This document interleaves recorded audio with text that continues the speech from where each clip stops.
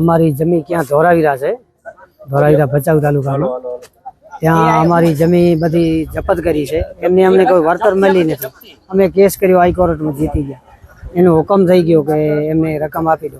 અમને કોઈ રકમ મળી નથી. બરોબર, તો આજ તો અમારે જે ઓફિસ છે એ ઓફિસના જે કોમ્પ્યુટર છે એ બધું ફર્નિચર છે એ બધું જપ્ત કરવાનું છે.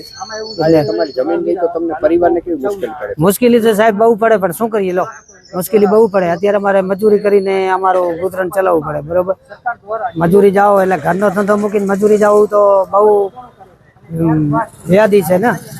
તો હવે શું કરવું? જમી તો એ અત્યારે જપ્ત કરી ગયા, તો અમારે મજૂર કરીને તો અમારું પેટ તો પારવું ને સાહેબ. એવું છે ને કે એક જ વ્યક્તિની છે, આવા 12-13 વ્યક્તિ છે. 100 એકર જમીન છે બધી થાય ધોરાવીરાની. બધા મજૂરી માણસ છે, તો એ બચારા બધા ત્યાં મજૂરી કરીને પોતાનું ગુજરાન ચલાવે છે. કોર્ટે એમને આદેશ કર્યો છે જપ્તી વોરંટનો. આજ રોજ જપ્તી કરવા માટે અમે અને કોર્ટના અધિકારી શ્રીઓ આવ્યા છીએ અને આજે જપ્ત કરશું.